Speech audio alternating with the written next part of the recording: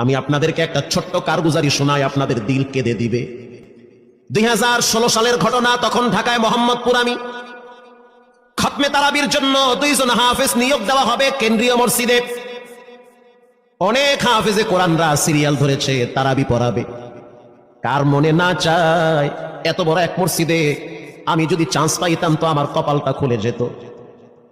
শুক্রবার দিন সবাই দরখাস্ত রাখলো, ইন্টারভিউ শুরু হয়ে গেল। পরের জুমায় অসংখ্য ছাত্রদেরকে দেখছি খতমে তারাবির জন্য ইন্টারভিউ সিরিয়াল দিয়েছে।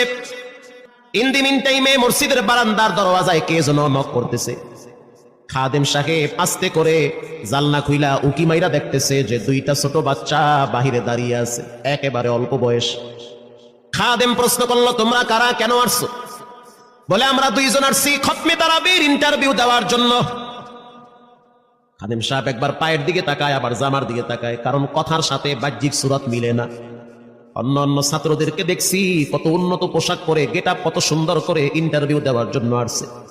আর এই 2 জনের দিকে তাকায় দেখলাম মনে হয় রাস্তায় ভিক্ষা করতে করতে আইছে, মানায় না, একেবারে গরিব। খাদেম বলল, ইন্টারভিউর ম্যাচ শেষ, চলে যাও বাড়িতে, নেওয়া হবে না। যাদের ব্যাপারে পরীক্ষা নেওয়া হয়েছে তাদের ব্যাপারে ঘোষণা দেওয়া হবে। বাচ্চা 2টা নাসর বান্দা বলতে আছে, আমাদের তো টাকা নাই যে আমরা ভাড়া দিয়ে এখানে আসবো। বাবাই বড় কষ্ট করে 2-4টা টাকা জমা কইরা পকেটে দিয়া পাঠায় দিছে, এজন্য আসতে দেরি হয়েছে। খাদেমের বড় মায়া লাগছে, কারণ খাদেমও গরিবের সন্তান। ভিতরে গিয়া মুয়াজ্জিম সাহেবের বলতে আছে, ও ভাই, বাহিরে 2টা বাচ্চা দাঁড়ায় আছে, ওরা নাকি হাফেজে কোরআন, কিন্তু দেখলে তো মানায় না। মুয়াজ্জিম সাহেব ধমক দিয়া বলতে আছে, কোনো সুযোগ নাই, তাড়ায় দাও। খাদেম গিয়া ইমামের কানে কানে বলতে আছে, হুজুর, বাহিরে 2টা বাচ্চা দাঁড়িয়ে আছে, চেহারার ভিতরে এত মায়া, কিন্তু বাহ্যিক সুরত মিলে না, ওরা নাকি কোরআনের হাফেজ। পাশেই তো রহমানিয়ার মুহাদ্দিস সাহেব বসা আছে, তিনি বলতে আছে, কি ব্যাপার, ফিসফিস করে আপনি কি বলতেছেন? বলে, হুজুর, বাহিরে 2টা বাচ্চা দাঁড়িয়ে আছে, তারা খতমে তারাবির ইন্টারভিউ দিতে চায়। মুহাদ্দিস সাহেব বলল, কোনো কথা নাই, আল্লাহর ঘরের দরওয়াজা খুলে দাও, এখানে কোনো পার্সিয়ালিটি চলবে না।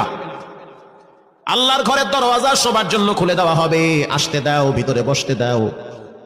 যদিও ওদেরকে দেখতে মানায় না, বংশগত তেমন মর্যাদা নাই, ভিতরে আল্লাহর কোরআন থাকার কারণে আমাদের উপরে ওয়াজিব হয়ে গেছে তাদেরকে সম্মান করা। এবার বাচ্চা 2টা বাহিরে উজুখানায় গিয়া সুন্দর করে উজু বানাইল। উজু বানাইয়া ভিতরে ঢুইকা আমি তাকায় দেখতেছি লঙ্গির এক মাথা নিচে আর এক মাথা উপরে, এতটাই ভয়াবহ অবস্থা। কিন্তু আজীব দৃশ্য, 2 জনের চেহারা একই রকম লাগে। 2 জনের চেহারা একই রকম লাগে, কে বড় কে ছোট বোঝা বড় কঠিন হয়ে গেছে। মুসলমান ভাইরা আমার, ইমাম সাহেব প্রশ্ন করলো, তোমরা 2 জনের বাড়ি কোথায়? বলে, আমরা নারায়ণগঞ্জে ভাড়া থাকি। বাড়ি কোথায়? বলে, আমাদের বাড়ি কুড়িগ্রামে। কুড়িগ্রাম থেকে ঢাকায় কেমনে আসছো? বলে, বাবাই ঢাকায় নিয়ে আসছে। কয় মাসে কোরআন শরীফ খতম করেছো? বলে, আমরা 2 জনে 11 মাসে 30 পারা কোরআন খতম করেছি। ইমাম সাহেব একবার চেহারার দিকে তাকায় আর একবার পায়ের দিকে তাকায়। স্থানীয় গণ্যমান্য অনেক ব্যক্তিরা তাকায় আছে এদের দিকে। ইমাম সাহেব বলতে আছে, বাবা, তারাবির ইন্টারভিউ শেষ হয়ে গেছে, বাড়ি চলে যাও। যেটা একটু দেখতে ছোট, ও চোখের পানি দেখলাম টিস্যু দিয়া মুছতেছে। কেন কাঁদতেছো? বলে, আমরা গরিব, তার জন্য মনে হয় আমাদেরকে তাড়ায়া দিতেছে। আমরা জানতাম না ইন্টারভিউ তাড়াতাড়ি শেষ হয়ে যাবে, আসতে দেরি হয়েছে, কারণ আমাদের তো ভাড়া টাকা ছিল না, বাবাই কষ্ট করে কিছু টাকা দিয়েছে, সেটা দিয়ে এখানে আসছি।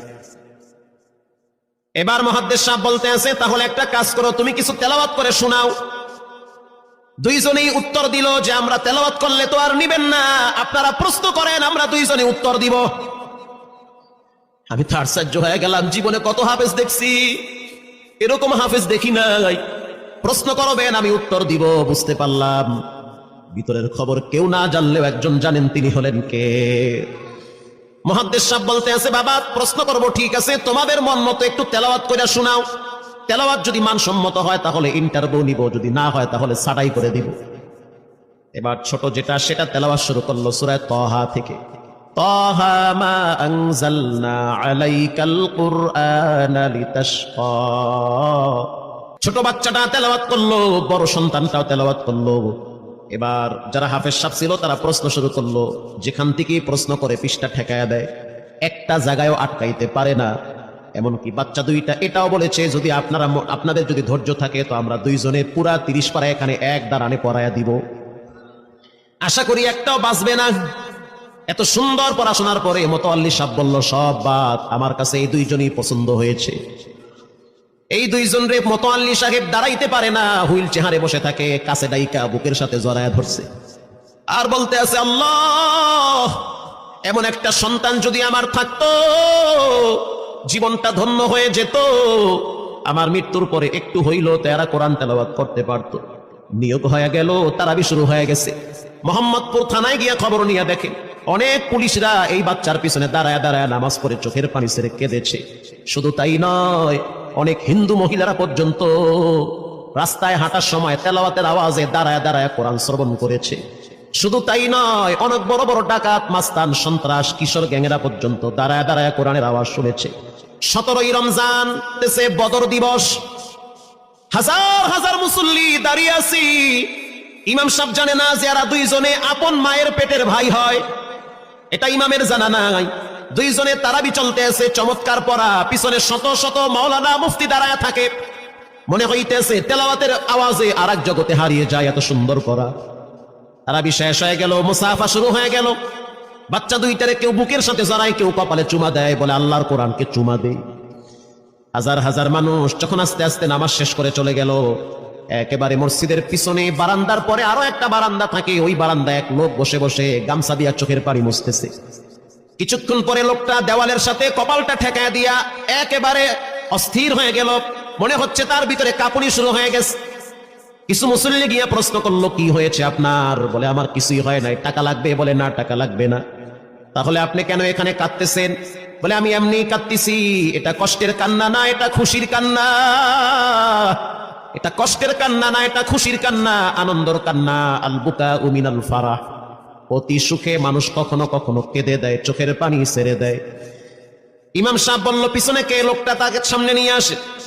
এবার লোকটাকে যখন কিছু দূর সামনে আনা হইল, ওই বাচ্চা দুইটা মসজিদের ভিতর থেকে দৌড় মাইরা গিয়া বলতে আছে, এই লোকটা আমার আব্বা, ইনি আমার আব্বা হয়।